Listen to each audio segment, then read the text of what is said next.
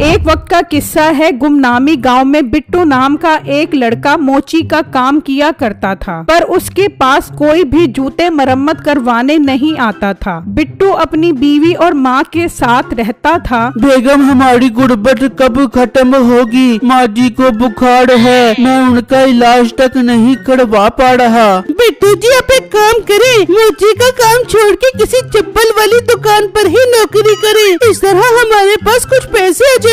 बेगम, आप ठीक कह रही हो, मैं कल जाता हूँ किसी के पास नौकरी मांगने के लिए। जबकि उसी गांव में मीठे नाम का लड़का अपनी बीवी नसीबो कैंची के साथ रहता था। जब रात होती वो गांव जाते और लोगों की गाय चोरी करके जंगल में ले आते। बेगम, अगर हम इसी तरह गांव वालों की गाय चोरी करते रहे तो हम तो इन सब गायों को बेचकर बहुत अमीर हो जाएंगे। हाँ मीठे, मेरी जान की टोटे, तू ठीक बोल रहे, हम तो सच में बहुत अमीर कबीर हो जाएंगे। फिर अगला दिन होता है। गांव के लोग गाय की चोरी होने पर बहुत परेशान हो रहे होते हैं, जबकि दूसरी तरफ बिट्टू काम की तलाश में घर से निकलता है और एक चप्पल वाली दुकान पर आ जाता है। जी भाई, आपको किस किस्म की चप्पल चाहिए? मेरे पास चप्पल की सारी वैरायटी मौजूद है। भाई, मैं यहाँ चप्पल खरीदने नहीं, मैं तो आपके पास काम मांगने आया हूँ। मेरे घर के हालात बहुत खराब है, उड़ाड़ा मुझे अपने पास काम पर रख लो।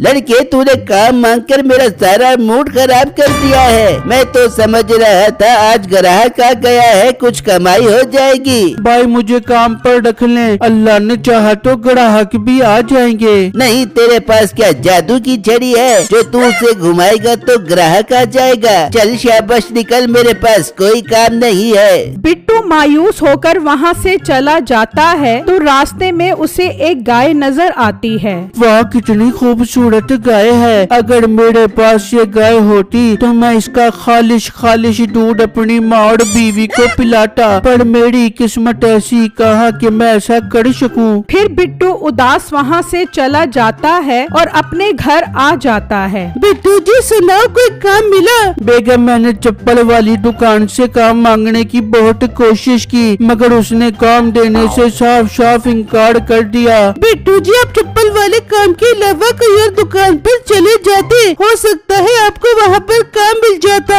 बिट्टू, अब तो खाने का सामान भी खत्म हो गया है, आप कुछ करें। ठीक है बेगम, मैं कल किसी और से काम मांगने की कोशिश करता हूँ। फिर रात हो जाती है। नसीबो और मीठा फिर गांव आते हैं और वही सफेद गाय चोरी करके ले जाते हैं। फिर अगला दिन होता है। बिट्टू काम की तलाश में घर से निकलता है तो रास्ते में उसे गांव के लोग परेशान नजर आते हैं। गांव वालों, ये क्या हुआ? आप सब इतना परेशान क्यों लग रहे हो? बिट्टू, कल रात भूखा खा के सफेद वाले गाय चोरी हो गई है। भाई, ये तो बहुत बुरा हुआ, पर भाई मैं कल शाम यहाँ से गुजर रहा था तो इनकी गाय सही सलामत खड़ी थी। बिट्टू, वो गाय कल रात को चोरी हो गई है। ये हमारे गांव में बहुत गलत हो रहा है, न जाने कौन हमारी गाय चोरी कर रहा है। हाँ भाई, ये तो बहुत गलत हो रहा है। अच्छा गांव वालों, मैं अब चलता हूँ, मैंने काम की तलाश में जाना है।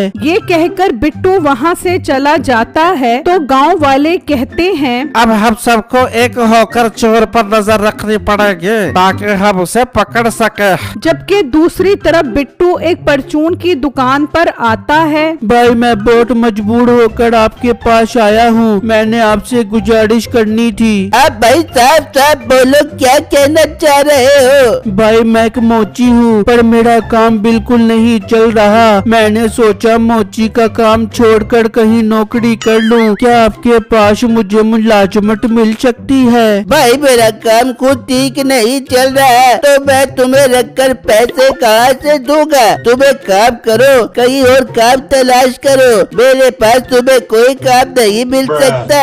बिट्टू मायूस वहाँ से चला जाता है और जगह जगह काम तलाश करता है, पर उसे कहीं भी काम नहीं मिलता। शाम हो जाती है और वो थक हार कर घर की तरफ वापस आ रहा होता है तो उसे रास्ते में एक खूबसूरत गाय नजर आती है। माशाल्लाह, ये गाय तो रामू काका की गाय से भी खूबसूरत है। पता नहीं रामू काका की गाय कौन चोरी करके ले गया होगा। बिट्टू उदास परेशान वहाँ से निकल पड़ता है और घर आ जाता है। बेगम और माँ जी, मैंने आज भी काम ढूंढने की बहुत कोशिश की मगर मुझे कहीं काम नहीं मिला। बिट्टू बेटा, ये तो बहुत बुरा हुआ है। मुझे बहुत कमजोरी हो रही है। कहीं मैं कमजोरी और भूख की वजह से मर ही न जाऊं। सासू माँ ऐसी बातें मत करे। बिट्टू आप कुछ करे, माँ जी के लिए खाने पीने का बंदोबस्त करे। तो बिट्टू के जहन में एक ख्याल आता है, क्यों ना मैं उस गाय का दूध निकाल लाऊं ताकि माँ जी और बेगम पीकर अपना गुजारा कर ले। फिर रात होती है तो बिट्टू बर्तन उठाकर घर से निकलता है, जबकि दूसरी तरफ गांव वाले पहरा लगाकर चोर को पकड़ने के लिए छुपे होते हैं। बिट्टू जैसे ही गाय के करीब पहुंचता है तो गांव वाले वहां आ जाते हैं।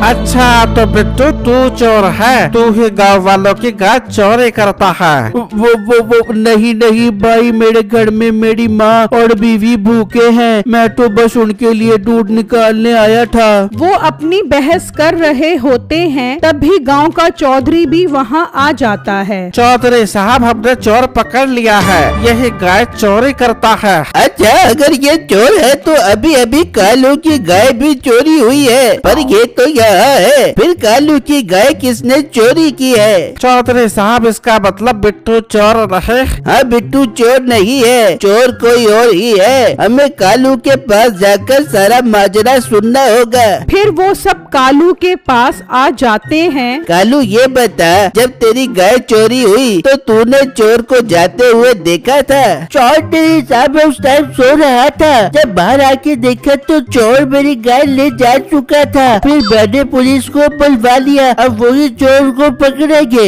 तभी पुलिस वाला वहाँ आ जाता है। कमाल की बात है, तुम सब के होते हुए चोर गाय कैसे चोरी करके ले गया? मुझे तो ये कुछ और ही मामला लग रहा है भाई। पुलिस साहब, आप कहना क्या चाह रहे हो? आपको क्या मसला लगता है? गांव में कब से गाय चोरी हो रही है, पर चोर को तो आज तक किसी ने नहीं देखा। मुझे तो लगता है गांव में भूत है जो गाय चोरी करके लेके जा रहा है घर।